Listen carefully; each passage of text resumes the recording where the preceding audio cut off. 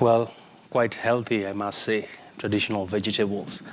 Want to get back to the theme of our day today being focused really on agribusiness. And right now, I want to bring in the chairman of Chai Sacco, and that is Boniface Ayub, who is joining us live here in our studios. Many thanks for making time. Thank you, thank you.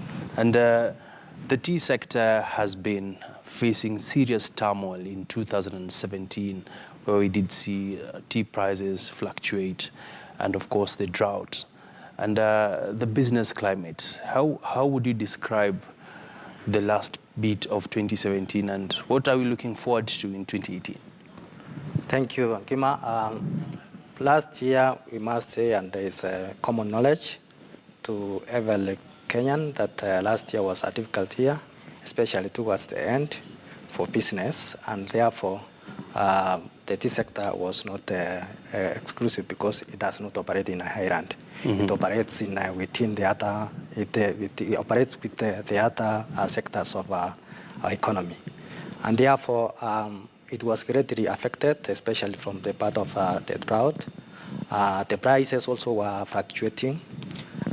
Okay, the prices at some stage were good, but there was no tea because of the drought, and therefore that greatly affected.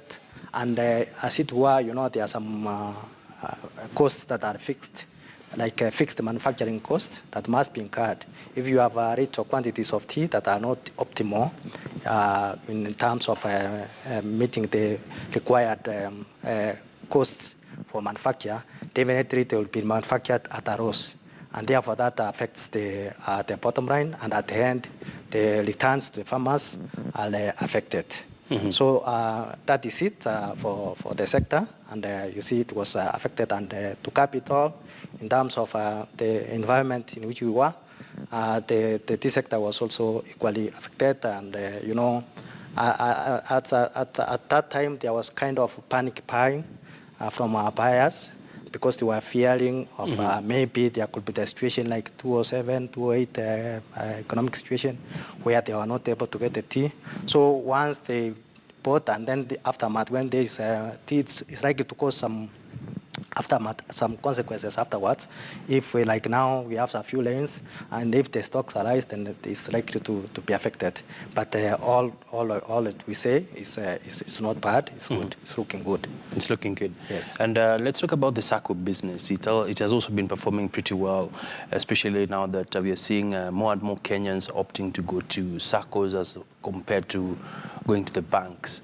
And of course, this is anchored on the interest rates that Saccos charge. And how would you term the performance of your Sacco business? Angima, I must say that initially we were afraid as the Saccos, because the interest, we have various products. There are those loans like the one that is traditionally known as main loan or development loan, which is charged at a rate of 12% on the reducing balance. And then there are others which became even popular than that, because you know, as it were, the Saccos, we don't use, we mobilize deposits from members, which we used to loan to the members. Mm-hmm. And therefore, the money that we loan to members from the 12% rate is the money that we get from members, and it may not be adequate. We are also compelled to go and get money from the other financial institutions, and especially the banks. Yeah. So, and the banks are giving us those loans at that rate. So we were fearing if we get a loan at 14%, and then we need to, because we are in business, yeah. We have rent to pay, we have workers to pay, we have the members. At the end of it, they want something that is popular called a dividend. So how do we get a margin so that we pay up, we meet all that? Mm-hmm. So there was, we had also cause for alarm, we feared initially.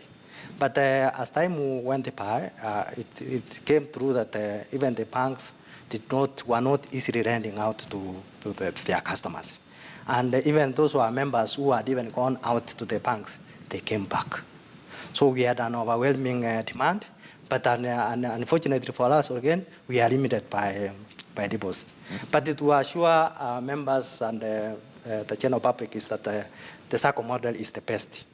If one can be in the Sacco, you can get cheap credit, and there is no change. There is no, the interest is like fixed. You are sure that your own will be charged this year, next year, the same rate that you agreed with the Sacco.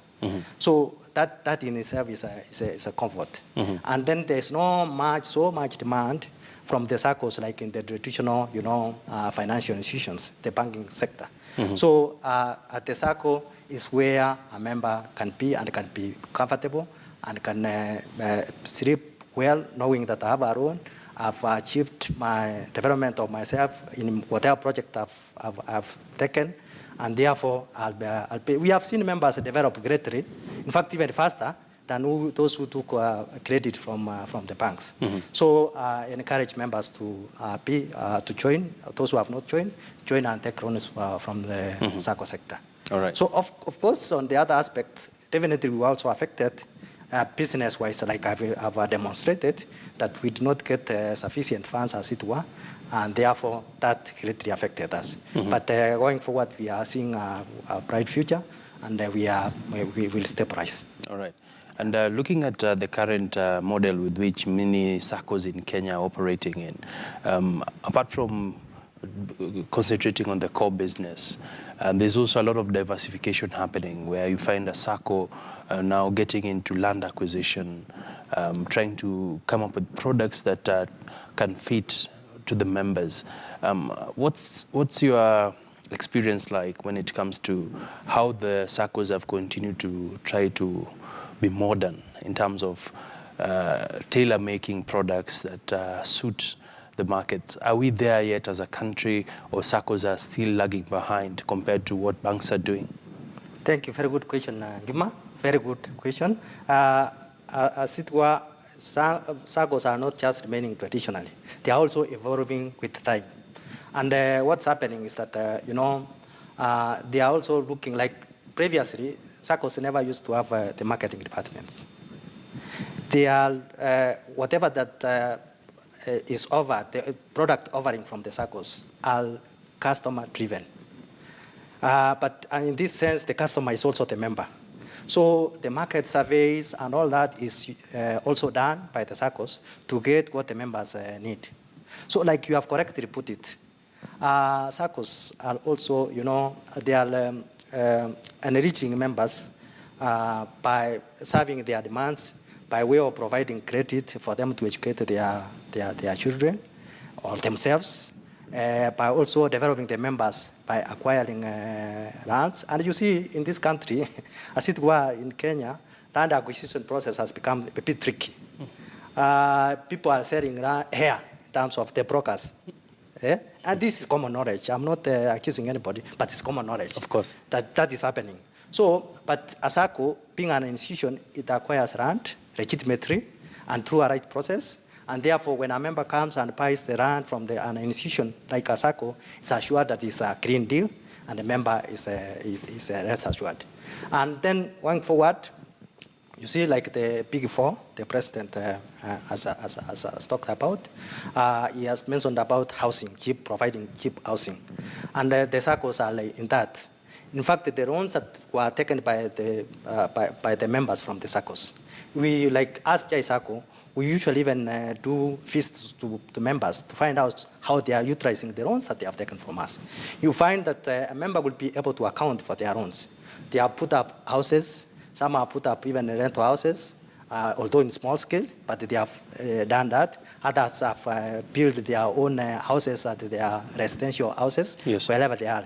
So with this, it stamps out for the president to look at that, and the best partner to catapult that agenda of the president is to partner with the Saccos, so that, in fact, that agenda can be better driven. In fact, we can achieve even more housing than the figure that was given by the president if the Saccos are involved in this. Okay. Yes.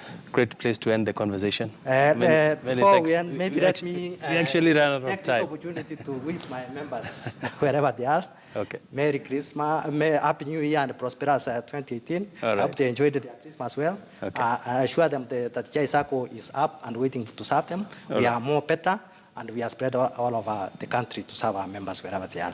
Okay, sir. Thank you. Thank you.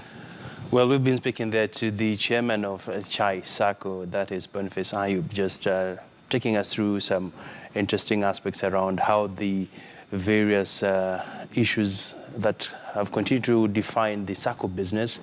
And he is quite optimistic that 2018 will be a better year for the Sacco industry at large.